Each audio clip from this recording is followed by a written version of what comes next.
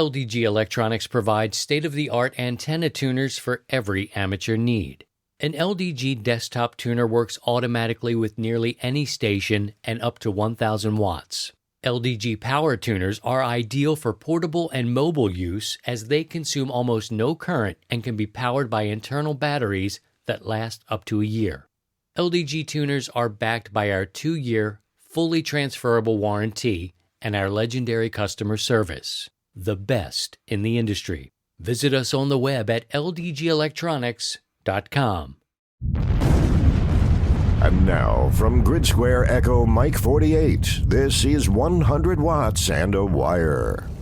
Well. Hello and welcome to 100 Watts and a Wire. This is the podcast. Been kicking it since 2015. My name is Christian. My call sign is Kilo Zero, Sierra Tango Hotel. And, of course, the normal cast of characters are here. And if you're around in the live area, you can join us on YouTube as we do our community live stream. This show is recorded. Subscribe wherever you get podcast. But when you subscribe, you can come back and participate live in the chat, which is always fun. And I'm here early again, and I'm talking to Sidecar. Sidecar comes in. He's like, what's going on with the calendar? I'm like, dude, I still got the calendar. He's like, you didn't even take it out of the wrapper. I'm like, all right, I'll take it out of the wrapper. And then this dude's taking like the biggest steamer. Look at this. And I'm like, this show has changed so much. Look at him. Look and see this guy. And I'm like, come on, this poor dog is like, you need to just snap the rope. Snap the rope, dog. Here's another one. He's just squeezing a rope out. This is German Shepherd. And he's got the look on his face like, a little bit of privacy. That would be cool. Who does this? So anyway, the calendar has now come out of its wrapper. And there we go. Oh, my finger's in it. Sorry about that. Yeah, so we're just sharing some images from Pooping Pooches. And the reason this came up is because we're going to highlight a club today. And the club is called the Lakeway Amateur Radio Club. And the representative of that club is Ben. And Ben is the one who sent me this thing. And I know I'm taking a lot of risk by bringing him on here. He's like Kilo X-Ray 4 Tango Quebec. And we'll catch up with him in a little bit. And we'll, I don't know. It's all right. And Steve's like, hang it up. You got to hang it up. I'm like, I'm not going to hang it up. You got to hang it up. Hang it up. But anyway, there you go. We got to get it up. If not, I'll hang one up right over underneath the Route 66. Well, maybe I should have sent it to you. I could have kept the cellophane on it. So, yeah, we'll get one. I got a little Havapoo. She's a mix. She's hypoallergenic. She's a super sweet dog, and my kids just love her to pieces, right? But now I'm just kind of tainted by the thought of this, because every time she goes out, and I try to look away real quick, like, she'll hit that spot, find the spot, and I have to look away because she'll look back. Like, don't put me in that calendar next year. I'm not your 2023 Poochie calendar at all. But welcome, and thanks for coming by. I hope everybody's doing well. We appreciate you being here. Let's do a quick weather check here. 21 degrees here at game time, and what a week it has been here. We did miss a little bit of school. We had the rain. Crazy, Steve. This is sort of the extreme weather. I think that's a new buzzword that the media uses for our temperature swings and things like that. Well, I don't know. We were up 60-some, 62, 63 degrees, and next thing you know, that night went down to 40, down to 19, and then all of a sudden, rain. The rain pops in, freezing rain, gets colder. We got a quarter inch of rain and about a dusting of snow, and it shut the whole place down again. So it's like every week we're dealing with some sort of nuttiness. This week it just happened to be another icy, quarter inch of ice and a dusting of snow, man. That's got people going crazy. And it's the ice. They don't know how to drive. They don't know to stop. Stop driving. Don't go out in it. It's give them a chance to do some clearing, but the people won't do it. And then guys like you have to go and dig them out of the ditch because they won't, But the next day, which was yesterday, we get up to 35, 37, and it's a melt. So we got a big, it's just one of those waves. We didn't have a crazy, terrible week, but about a 24-hour period where it just shut us all down again, because it's like, what is happening? And I don't know, those temperature swings like that where it drops so quickly. Oh, well, that's what it was. But ice is the worst. I would rather deal with 8 inches, 10 inches of snow than. That's easy to deal with. Yeah. It's the ice, and black ice is just absolute worst. And then they try to predict, these predictors. And like my daughter's school, they were like, look, the predictor people, the meteorologists, and bless their heart, who wouldn't want a job where you could be wrong most of the time? But, it's not 90% of the time. Oh, my God. And you keep your job, and those people are paid. They're union gigs, and they're on television and whatever, and radio too. And so the school system's going by what, they say. And so the head of school at my daughter's school said, the rain and all that's not supposed to start until after 3:30. So we're going to do a full day. And everybody's like, cool. Would you know by 11:30 in the morning? So it made, like, my wife, it's just the way you have to take care of your family and all this sort of stuff. Like, now she's in this mess because they were like, believe in the weather people, hour down to the city to pick her up, hour back, and just dicey conditions much earlier than expected. That's one of those kind of weeks, first world problems. Right. But I have to say, yeah, I was pacing around a little bit, man. Because I'm cool. You can do whatever you want to do and dump whatever you want to do on me if my people are here. If everybody's here, I'm cool. Like, give me whatever you got. We'll dig out of it. But, man, when they're out on the road and your people are out there in the ice, it's like, it's been that kind of week here at the ranch. Anywho, how about you, Steve? I got a hint of it was probably a big S-filled, a pooping pooches filled kind of week for you. It was a pooping pooches kind of a week. Oh. So I had some pretty long days. It went sideways. The upgrade on at a site microwave terminal just went to poop. And it was a 2-day poop fest. But we eventually got it. A couple late nights getting home. Just walk in the door at 8, 9 o'clock, and it's like, okay, here we go. Mm-hmm. Eat something real quick and go to bed and start up again and out the door at 6 a.m. and out to the rest of the poop world. But yesterday turned out to be pretty good. Weather was kind of nice throughout the week here, even though I missed some of it. I was in Western Washington, so dealing with a lot of the overcast that they have. But, looking at my weather app, and it was like, 50, sunny, and back here at home. But that's going to change. We're currently 42 degrees, and we're going to have a dusting of snow on Monday, and temperatures going back to the highs near freezing and lows in the single to low double digits. So here we go. The meteorologists weren't wrong. They were just like, it's coming. They can get that it's coming, and expecting them to hit it at a certain time. But maybe they need to just not give a certain time, because they were like by 3:30, and then you're like, okay. So, I'm all for it, and I watch the weather, and I know there's a lot of people, they want to hear us talk about that. The weather stations are a topic that people want us to talk about. People love watching the weather and all that. So I'm not doing a poop and pooches on the meteorologist per se. It's just, when you're clinging to, it's more maybe we're clinging to these hard, there you go. There you go. Anytime there is some sort of innuendo or something amateurish, we'll have to lay that in there. Yeah, but we just can't be locked into the specific times of it. Yeah. It gets kind of weird when you're expecting that sort of deal. I got to bring Scotty in here. Actually, drop your temperatures in there if you haven't yet. Let us know where you are. We can work all states. I don't think we can do that here today, but we can find out where you are and what your temperature is. If you're into the weather like that, go ahead and lay it on us. Here's another guy with a crappy week. And if you're following along in the Discord, Scotty. I thought mine was bad. Scotty's takes the cake. Yeah. So just to catch everybody up, his lady friend's car was stolen, missing for, I don't know, what was it, a week before it was recovered? 3 weeks. All right. 3 weeks. 3 weeks. Jeez. Oh, so his car's stolen, missing for 3 weeks. And then a day or so ago, you found it and you gave us an update. Like, what condition was this ride in when it was found?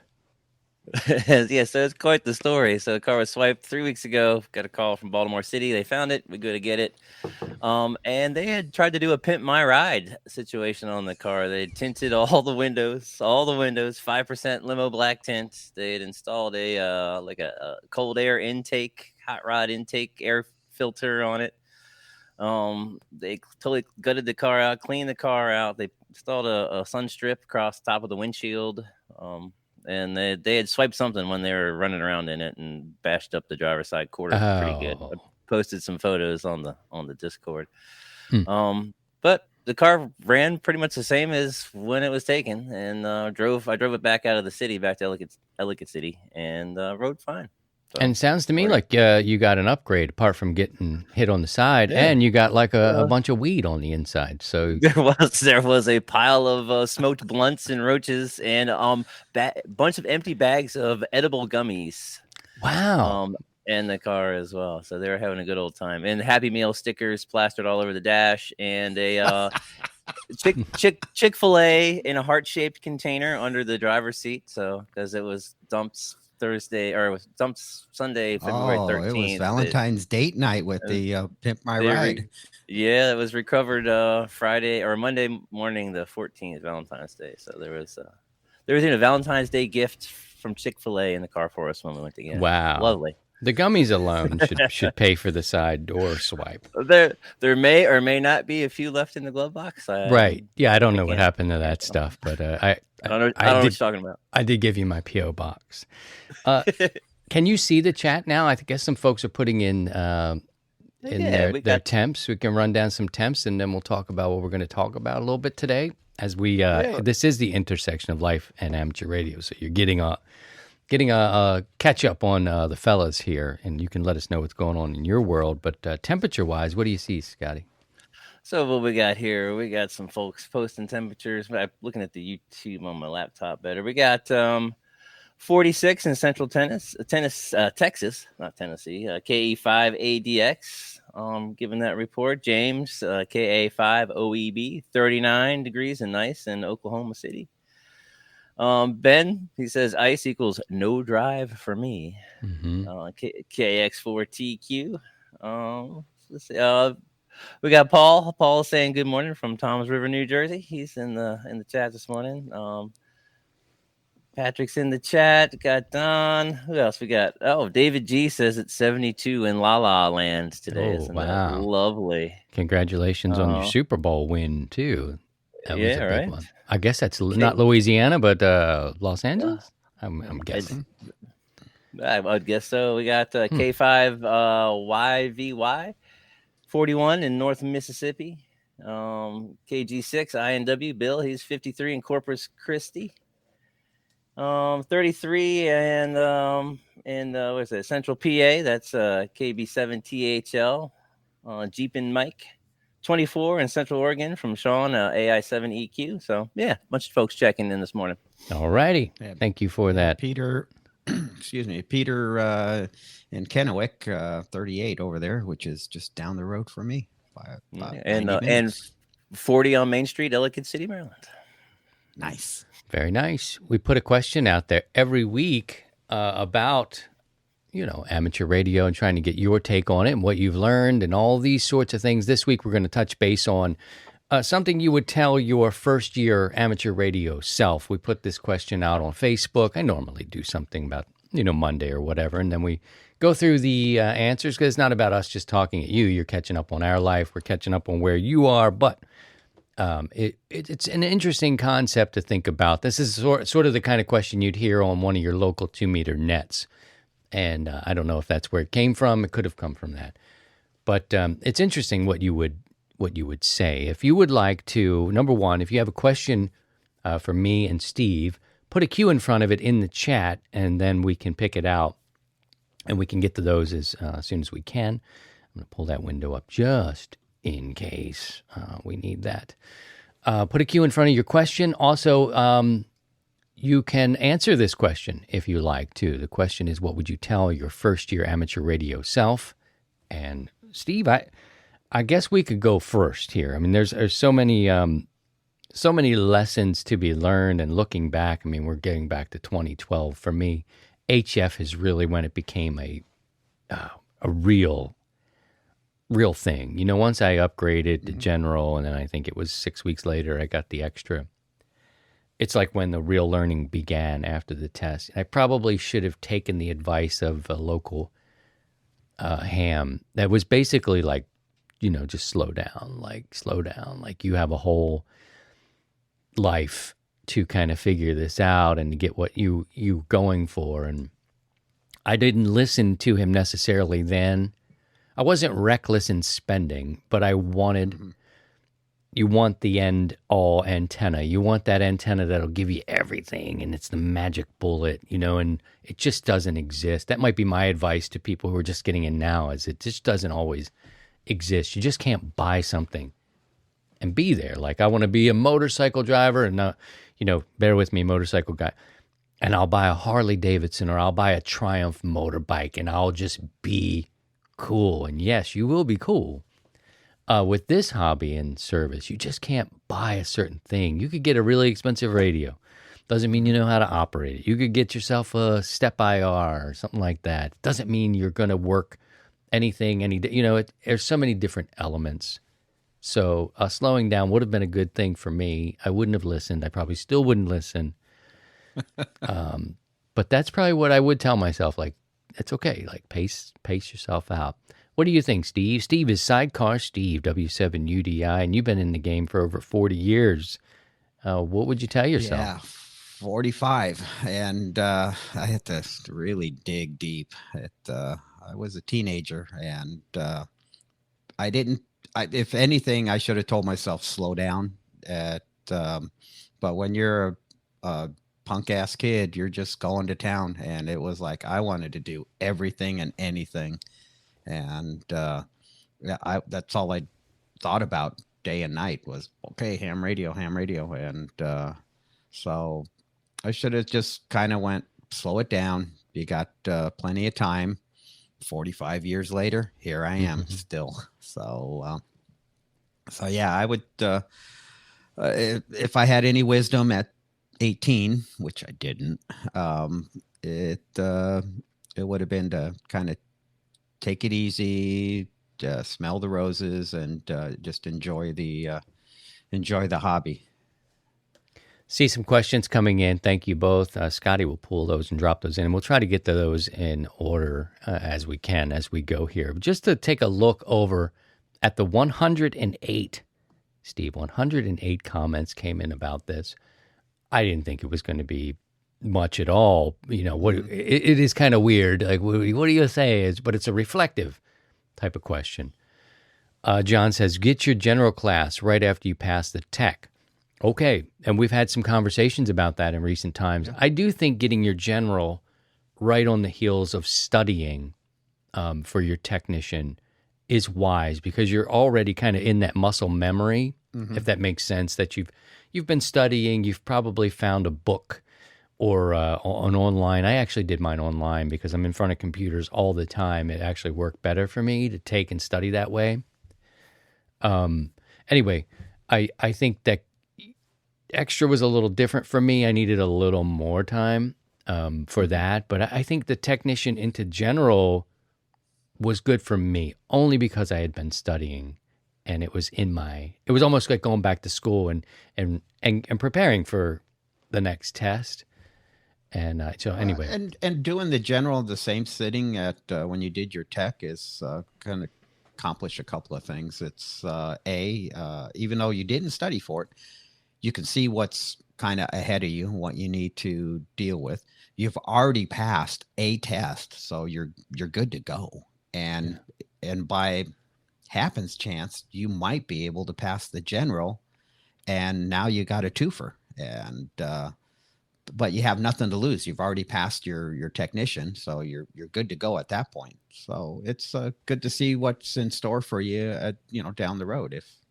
So I think it's a great idea to take it why not? It doesn't hurt anything. It doesn't cost you any more. You're already in the sitting and doing tests. So I'd say go for it.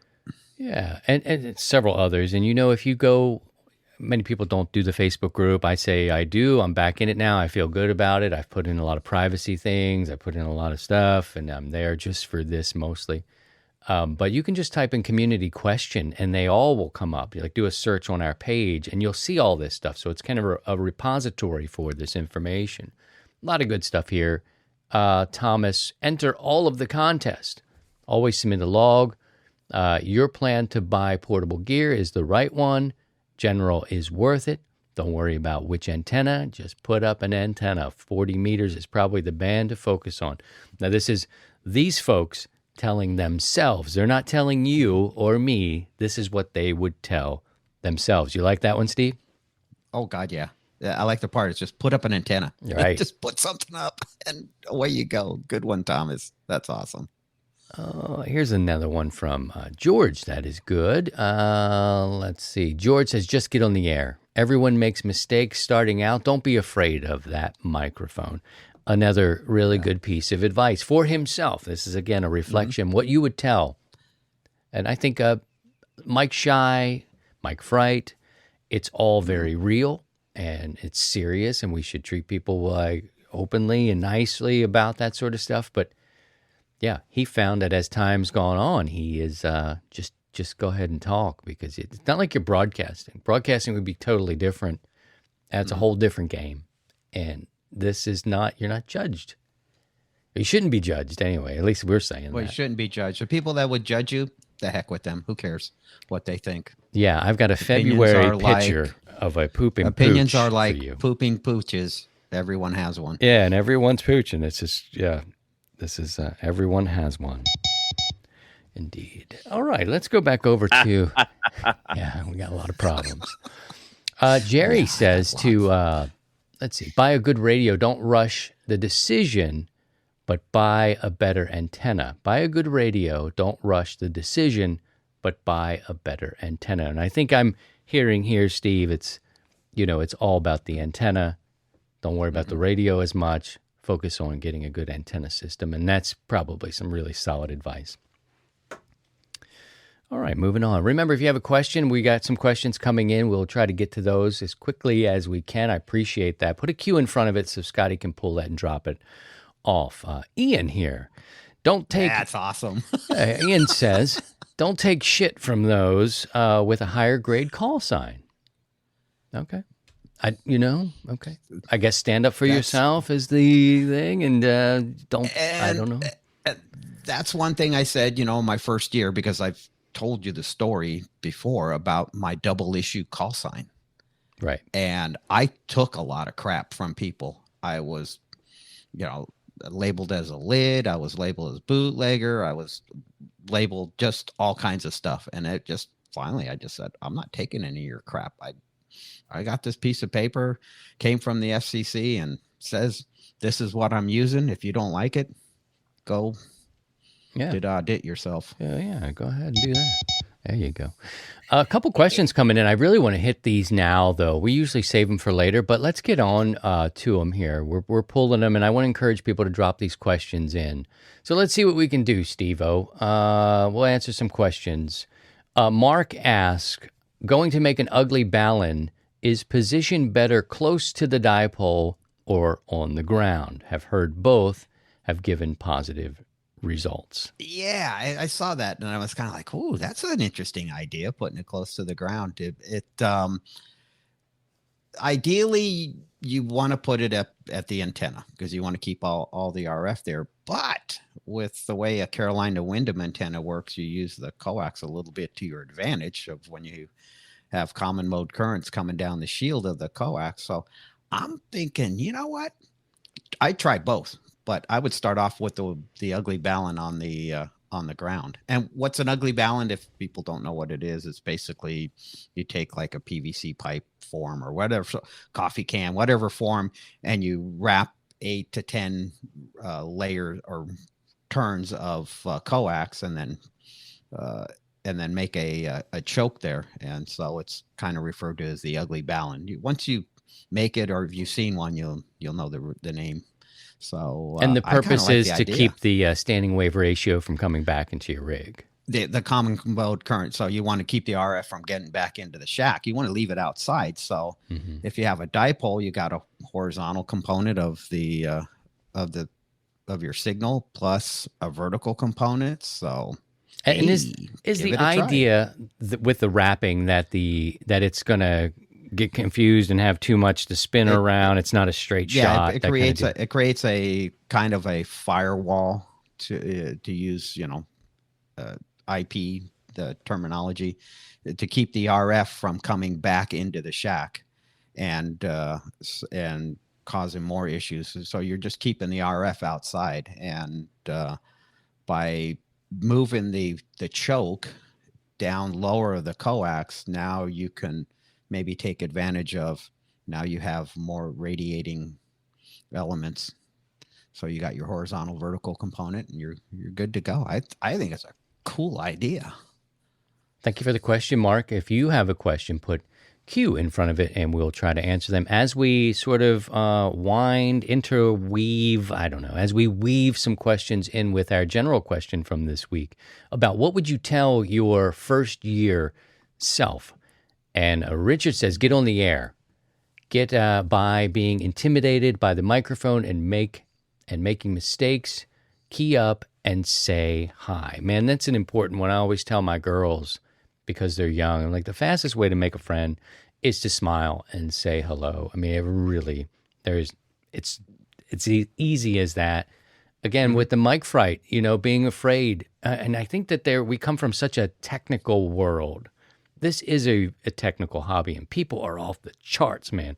We're talking astronauts and engineers and people who build things have to deal with me and have to deal with other people who are not as technical in this game. So I think there is a little bit of that built in, where you understand there are some really, and even some of the people who you hear just casually who've been in it have picked up a lot of information. So when you're new, you do feel a little bit, like you might be challenged or asked a question that you don't know. Everybody hates that.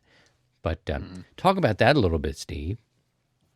Oh, yeah. It's people get intimidated really easy. And a lot depends on who they're exposed to in the beginning.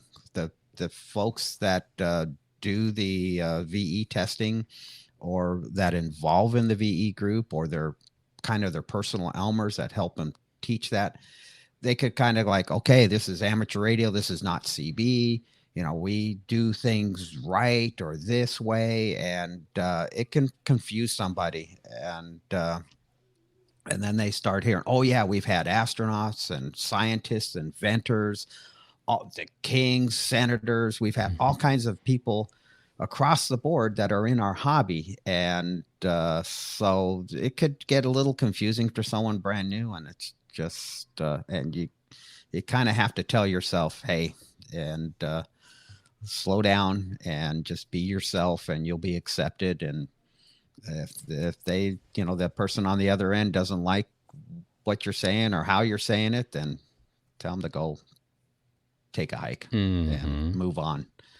We got James in the chat. Say, he's a kilo. What do they say? My way or the highway? What were you getting ready to say? You were getting ready to say something. Yeah, there's always the big knob on the as Riley Helensworth used to say, just spin the big knob. James, let's see. He's Kilo India 5 Oscar Echo Bravo. His question is, what is a good recommended tuner? 160 to 6 meters. Oh, you can answer that, but a sponsor of the show, just to let you know, and the one I use when I'm in the field is LDG, and that's what I would say. But I mean, there are many different things, and that's what I use portable. Inside the shack, I try to have resonant antennas. I don't always have them. They're under a certain 2-to-1, and I don't even bother it. Or if I do touch it up, it's inside the radio. Portable now, my tuner's, it's an LDG, but that's it. And I should say they are a sponsor, but I did pay for that tuner. That one's a tough one. I mean, it's without saying it's, well, go buy this brand or this brand. LDG is a sponsor of the show here. And, but it's going to come down to costs and what you want. Do you want a manual? Do you want an auto tuner? Do you, how much you have in your budget to spend? And then what power levels are you planning on running? Are you planning on down the road running full legal limit? Then you should probably think about a tuner that's good for full legal limit. A reputable brand, it would be good. There's quite a few out there. Even MFJ makes some great tuners. LDG, there's just quite a few out there. So I just look at what you planning on doing and what you want to do, kind of think ahead, and then look at, and it all comes down to it, like everything else we do in this hobby. It's how much do you want to invest into it of your money, and it's, you know, making that decision is like, you know, radios. It's a tough one. It's a personal one, but external tuners are great. They have a wide range tuners, and that's another spec that you might want to look into is how much of a wide range tuner. But in the end, it comes down to the dineros, your budget. That's probably the part I missed there. Is it depends on your budget and what you want to do, your power levels, all that is a consideration. If you have a question, put a Q in front of it. Steve and I are here to serve, and we will try to help you as best we can. We have a radio club visiting us. We're going to go and visit with Ben. Now, this is a good time to pull him up. We got 10 minutes to focus on the club. So, Steve, you hang out with me, too. Let's see. All right, here's the brother right here that he's responsible for the dog calendar. Ben, he's Kilo X-Ray 4 Tango Quebec, a very active member of our group and our community. So it's good to have you here, Ben. Thanks for coming. Thank you for the Pooping Pooches calendar. It's been hours worth of fascinating discussion. My in-laws are like, wow, what's that? And then they secretly turn to my wife and like, I told you that guy was a complete... What a mess. He's got a calendar full of crapping dogs. It's just, I can't believe it. That's my daughter. So thank you, Ben. Thank you for making things more complicated in the house. When I first got it, I was like, I guess there's a message in here somewhere that this show is for. But I know you, so I knew that it was all sent with love. But thank you. Look at that. This is one that I love. We're going to talk about the club for sure. But look at this guy. Up here, this is a soda activation, I guess. Can we see it? There he is. That's what he thought about your contact. Snap the rope. Snap the rope, Pooch. Hello, Ben. Good morning, everybody. Good to have you here. Hi, Ben. Ben's in the Discord. He's very helpful. He helps out, does all that stuff. We answer questions and all that sort of stuff. So it's good to have you here in the flesh. Now, you recently moved. I know that you moved away from Tennessee and you're in Virginia now, but this is your radio club, the Lakeway Amateur Radio Club. Let's talk a little bit about that, and what can you teach us about it? Well, Lakeway, LARC, is it's an ARRL special service club, and they've been around about 33, 34 years. Had to do some quick research this week and called a couple of the longtime members, and you're showing the website right there right now. Now they used to, the past couple of years, it's been because of COVID and restrictions and all that. They used to do a yearly ham fest, and it was usually the second weekend in January. Or first weekend in January. And it was all indoor.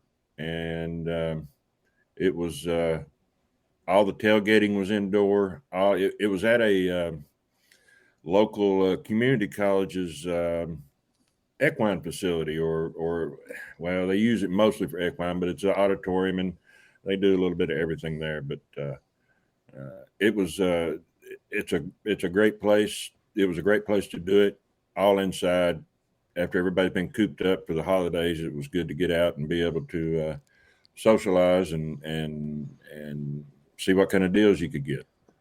How do they keep the things going? What are some of the activities? And it gets harder and harder, it seems. How do you keep people interested in what's going on where you are or where you were in that club? Well, they of course monthly meetings once a month. We get together for field day and winter field day and different stuff, and some of the simulated emergency tests, participate in those as well. Sets, I believe is what they call them. They do, we've got about 50 members. I still say we because it's the only club that I'm a member of, and they do a great job, and I'll probably keep supporting them as well.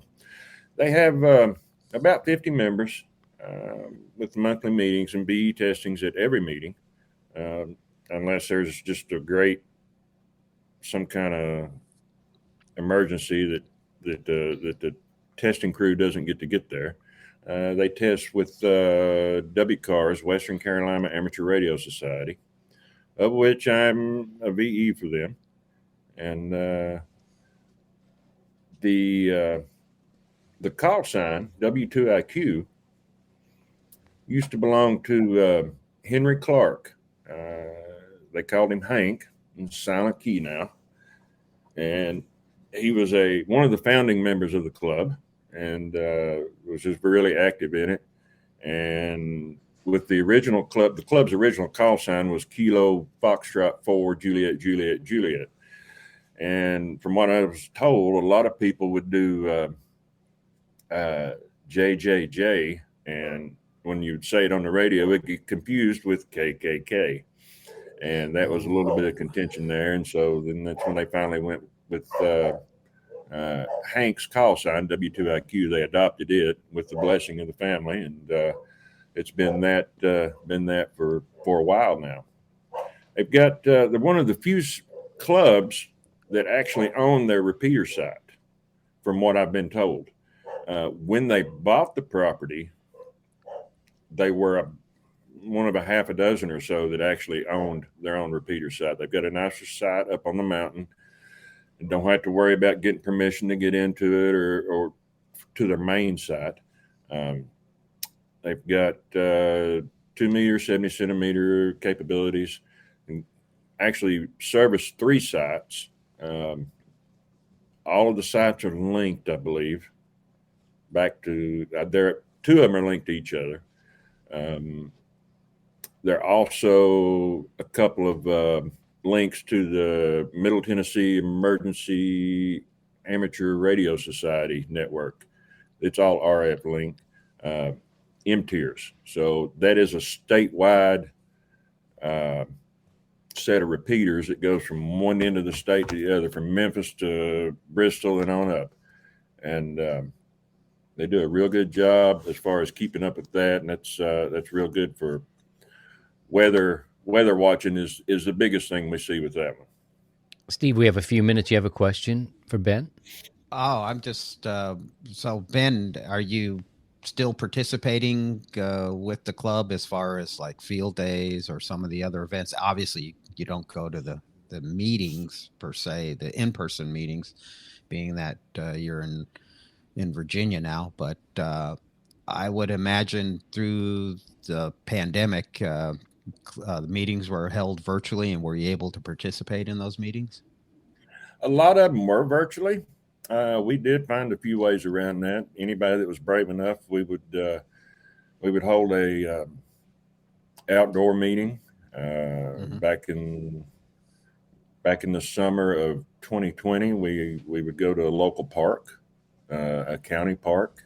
They had a big pavilion we could use, cook hot dogs and hamburgers and throw the food out, and we'd have our meeting and just a big gab. And they did, let's see, in 2021, they did a meet and greet with some of the other local clubs. We had it at a member's church out in his parking lot. And that was, we had a little mini ham fest and swap meet, and we were under a big circus tent, and it was pretty nice. And like I said, I participate when I can with the logs and all of that. As far as field day and stuff like that, yeah, I can work as the club or for the club and submit my logs with them. So that makes it kind of nice. Oh, great. Just yeah, got to find a club up here in the area though. So how would you generalize the club as clubs kind of have somewhat identity or a focus on what they like to do.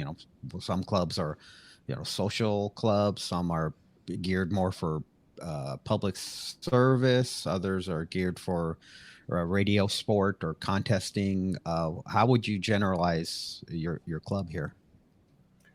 I would say ours is more along the lines of public service.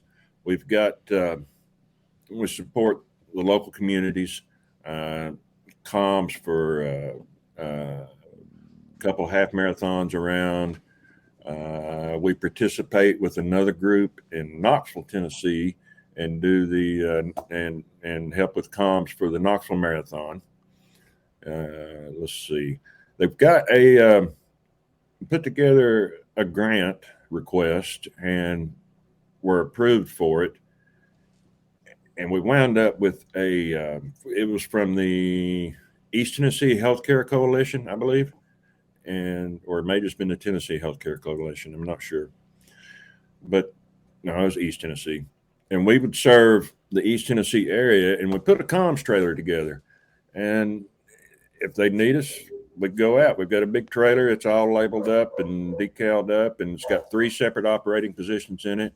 We have a dual fuel generator that we can run, working on solar for it. Got HF, VHF, UHF, digital capabilities. We can use, they got authorization to use some of the shares frequencies for the government. So there's a potential for that thing to really take off and be very beneficial in an emergency situation. So I would say that they are more public service related. Cool. Excellent. Thank you, Ben, for coming by. If you're in Tennessee, look up the Lakeway Amateur Radio Club online. It's lakewayarc.org. Thanks for coming by, Ben. Appreciate you, brother. Good deal. Thank you. Take care, man. All right, let's move on over to here. Going to tell you about let's talk about the 100-watt ID. You're going to want that, and I'll tell you why. Because number one, you'll become part of the mailing list. But that's not all. You get a sequentially issued 100-watt ID, and it's easy to do. All you need to do is go to 100wattsandawire.com, fill out your name, your call sign, your email address, your sequentially issued, your 100-watt ID. You can use it when we do our operating events, our nets, all that. Over 4,000, 5,000. I think we're 5,000 deep now with the 100-watt IDs. Plus, you can then become a reviewer for 30 days. A 30-day peer review system is in full effect. And coming up this week, you'll hear about the 40-meter Isotron antenna. Visit 100wattsandawire.com and click the 100-watt ID tab. All right, back up to Stevie and me and myself. You like that? I gotta like to have a little music going on behind me. Makes me feel sexy inside. A little noodling going on there. Yeah, a little noodling. That's our own Scotty here. We're trying to cut a new album, a whole record. But I want to do a rap song, and he won't let me. So we'll do that. We'll bring Scotty up here. Also, there's a question. Let's get to a question. If you have some and you're here with us live in the chat, please subscribe to wherever you get podcasts. This is a podcast that uses YouTube for live streaming. It's a repository for Q&A type of stuff. But if you're here now live, that's cool. Put a Q in front of your question. Scotty will grab it. And how's everybody? The temperament there in the chat today? Everybody behaving themselves? Or are they asking you for gummies? No requests for the gummies. Everyone's behaving themselves as usual. A bunch of good guys here that we got here at 100 Watts and a Wire. There's some folks offering some advice. somebody asked a question about dropping a end-fed wire off their balcony. Oh, And so they're getting us lots of good advice in the chat already. And hi Ben, that was a great episode. Yeah, that's about it. all right. Yeah, Ben And is I'm a just fun guy. Dropping some links, and Yeah, Scotty, Yeah, keep you up to. You know, Ben talked about he's looking for a new club. So now that he's in Virginia, I think, Ben, this is some advice from good old Sycar. I think you need to start the Poopin' Poochin's Radio Club, the PPRC. The Your founding member, Pooping PPRC Pooches Radio Club or Society. There you go. Yeah, PPRS. Yeah. I love dogs. It's growing on me watching them take dumps in fields and off of mountaintops. But I'm coming around to it. you get no warm feeling, huh? I had my dog with me. It's a warm feeling. I do have a warm feeling. I had my dog inside. with me on Wednesday out at one of our microwave sites, and he's a American Shepherd or Australian Shepherd, and I had him in the compound, and first thing he does, squeezed a rope out. Yeah, and, pinch the rope, it's snap right the here rope on there my for you. comm site. The It's old like, rope-a-dope. thanks, Bart. There you go. Rope-a-dope. This episode is now literally Gone one to miss. poop. It's So one. Ben, one to yeah, miss. I think you need to start the Pooping Pooches Radio Club, PPRC. Get it going. We'll join, and I'd be happy to be part of the founding members because Ben says turds on the air. Yeah. Total. Jesus. there you go. Jesus. I don't know. What a stupid son of a bitch. Oh, did I say that out loud? All right, we're going to send Scotty back to the chat. If you have a question, put a Q in front of it. We'll grab it. There's one more, Steve, as we get into the hour just flies by, and we like to keep it kind of tight. And at some point, maybe we'll expand and do more. I'd love to do that. I could probably do this a couple times a week, but we'll just focus on today. Let's see. Nim, he's a Kilo November 6, Kilo Tango X-Ray.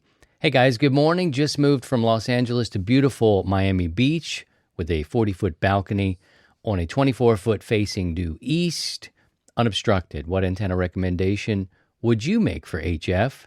Reception sucks with the wire I laid out, but don't want to invest in something more pricey if the results may be similar. I have an HOA. What's your thoughts?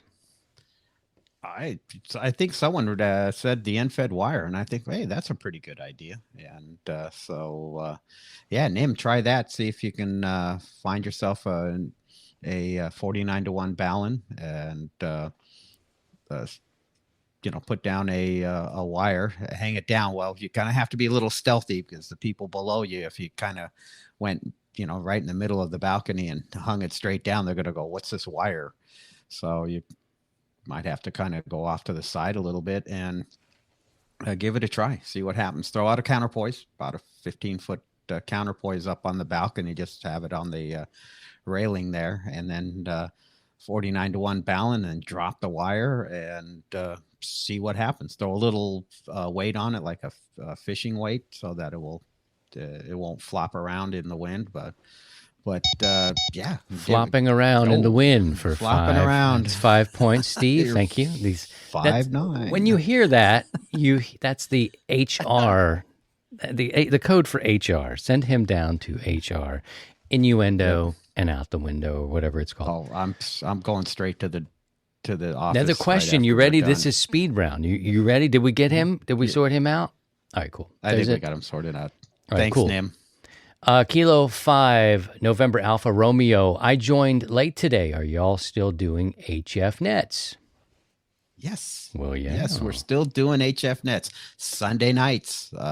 We've been on 40 meters here lately. We start off with Paul and 2 HYG from Toms River, New Jersey, and for the first hour, and then I pick it up on the second hour. Christian kind of relays for us in the middle of the country. So yes, we are. We've been kind of around 72-15 plus or minus. We've been kind of finding that area. So 40 meters Sunday night, start off at 8 p.m. Eastern time, 7 p.m. Central, 5 p.m. here on the West Coast. And then I pick it up on the second hour. So come and join in. Okie dokie. We'll take some more questions. If you have a question, we'll go until about the top of the hour. Put a Q in front of it. Scotty will pull it, and we'll take care of it as we can. Another question coming in is, my dishwasher slams 20 meters. Any suggestions? Don't run the dishwasher while you're on the air. How about using a rag in your hands? I don't know. Is that word? Washing. No. Hand wash. Yeah, no, that's the unfortunate part. Is a lot of new appliances, and I found that out the hard way when I set up on one of our tune-ups back at the house. My normal shack here, where we're at right now, is away from the house, and so I set up a station in the garage, and my wife started running the washing machine, and it just tore everything up. And yeah, these new appliances are using pulse code modulation to run the motors and everything, and they're just really, really noisy. So as the easiest thing is, don't run it while you're on the air, or at least try to have the wife not run it. It may be better for your water bill to do it later in the evening. I know that's probably a pain, but I think running water later, like washing clothes later in the day, is actually better. So I think you said something about pulse meter. What did you say? Pulse code modulation, the PCM. Pulse code modulate. It counts. It counts. All right. So HR points. HR points for you there. That counts. All right, looking at another question as we go through. Again, drop a Q in front of it. We'll collect them and do our best to hit them as quick as we can. Here's a question. With a tuner and watt meter in line, which is closest to the antenna? This is a signal flow.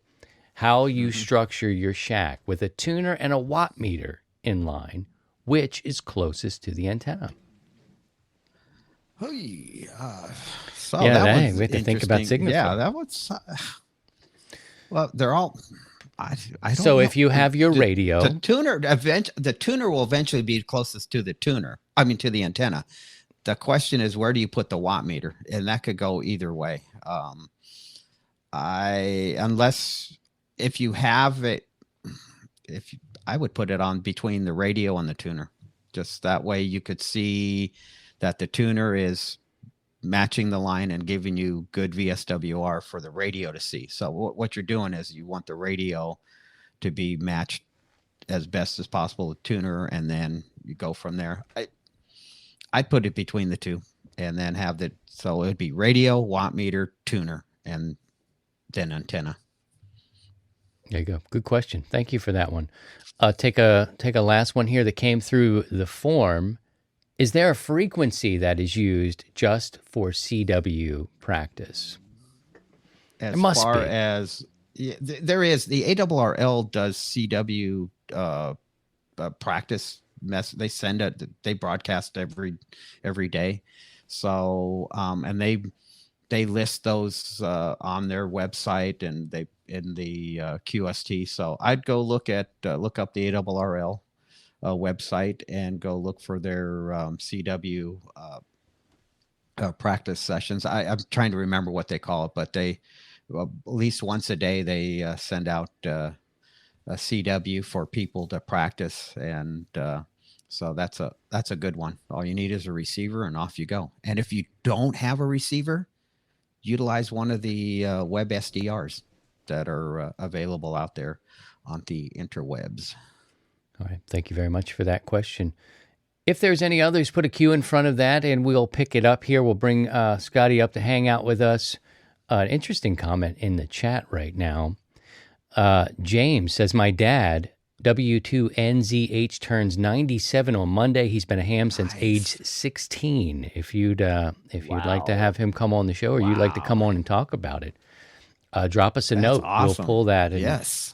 I know technology can be a little great. tricky. Hey, can I tell y'all something? You know, we talked about the net on, Sunday, 7 o'clock Central Time, HFNet. Well, there is a guy who, his name is Dale. Now, Dale, I don't know if he's here today, but he offered. We have a gentleman who joins our net pretty frequently. His name is Phil, and he's in his 80s, and he's in the Northeast, somewhere in Massachusetts, right? He's near the ocean. Close to Boston. Close to Boston, okay. In the Boston area, but near the ocean. I think he can see the water where he is, whatever.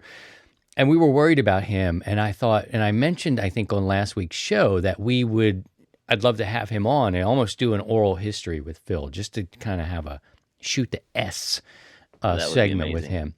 Well, there was a ham in his area. He's about 90 minutes away. He offered, he's a firefighter, first responder, and said he would go to meet Phil. He's been vaccinated and boosted. He said he would wear a mask. He's a first responder, which I know is important to Phil. He not only all the COVID stuff, but all the he was a military man, and a first responder to him is an important thing, and to us. But anyway, there is something on the table now where a man will go there, help him set up the technology to join us. And I didn't get a chance to talk about that, but that recently came up as an offer. I think it's great, a really nice offer. I'd love to have Phil here. That would be amazing, absolutely amazing. So if we can get him on the net, I have to try to pitch it. So join us on Sunday, 7 o'clock Central, because if we can get him on the net again to ask him, because I don't have his phone number, we kind of have to work from the net and see if he would consider that. He's got a wife and other health considerations, but just a simple laptop or like a little camera and good audio, we could get his oral history and share it with the people. What you think about it? Make that as a 100 watts and wire special member highlight. Oh, that would cool. be great. That would just be absolutely fantastic. I know Phil probably has a little bit. He's into the technology a little bit, because one day I was perusing, QRZ and in the forums, and I saw Phil's call sign with a thumbs up on a posting. So it's look at that. It's it was really subtle, but there it was. So he's there. He's there, but he doesn't have an email address listed. So yeah, we can find that out. We're gonna check on him. I definitely want to. It would be good to get his oral history. He gives us little, we can glean a little bit from tidbits of his life as a military man and what he did, and it all seems really heady and important. Whatever he was doing. But that gentleman that's 97 and has been licensed since 16, I would love to hear the story. This man has saw what amateur radio has changed, how much it's changed over the years. I mean, he's been involved in the hobby for 81 years. Wow. And that's incredible. I mean, James, drop us 16. a line, man. Drop us a line, Yes. and if he can't come on, I understand it, or doesn't want to, I get it. But maybe you can share that story. Mark says Phil's creeping. Phil's creeping out there. Phil's creeping around. Yep. You think he's around? So I had an opportunity one time. This was a number of years ago. I came across a gentleman on 20 meters, and I thought he was much younger than what he was. He was in his 90s, and he was talking about when he first got his ticket in the 30s, and what he had to do to get his license, and what all the equipment he had to build, and how, and to watch the hobby grow and change, and all through the different licensing structures that we went through over the years. And I was amazed. I was just in awe of listening to him, and he was sharp. He was in his 90s, and I thought he was in his 60s. He was so quick, and it was up on top of all the little nuances that we have today. So James, yes, would love to hear from your dad there on and just his thoughts of how the hobby has evolved and what he experienced in the hobby. So that would be great. A couple of quick notes. Pastor Joe is back. He's been on a social media hiatus. Lots of people are asking about him. I try not to pump his head up too much. Oh, That didn't make it. We get censored. We're getting censored everything we say. But Pastor Joe is in the chat today. Hello to him. He picked up his first Pearl Jam CD this week. He's loving the Pearl Jam, so he's got Pearl Jam 10. Bring another one in here. We'll catch him up. He also says that the ham quote for the day, my dishwasher slams 20 meters. That one counts as well. He says that should be a T-shirt. Next calendar. So that's Man, he goes off onto a social media detox and comes back in swinging. Way to go, Joe. Comes back in swinging. Swinging also counts as HR points. So there we go. We got a new thing. It will keep us in check. It won't keep us in check. We'll just have a cue that knows that when we're quite inappropriate. This week, I released an unreleased. That doesn't sound right, but an unreleased interview I did with Hap Holly is this week's podcast episode. Check that out because I did it as a live stream and I never released it on the audio side until this week. You may enjoy it. Hap is an important figure in amateur radio content and news. He did 30 years with the Rain Report. Very interesting guy. He's a blind op and has done some amazing things with his disability. It hasn't stopped him, and he's still grinding it out. This week on the podcast, we'll get the 30 days of the 40-meter Icetron. That looks like a giant egg beater, you guys. Egg beater? That's a partial. I don't know. What are you going to do? We must have hit our time. Well, yeah. You guys stay out of trouble, whatever you do. Thanks for joining us today live. Of course, subscribe where you get podcasts. Podcast listeners, if you're around on Saturday morning, we record it live and invite you in to join us. Appreciate everybody coming by today. Any final thoughts as we get out of here, Scotty? No, I'm probably going to go take a nap after all this talk of rope-a-dope and...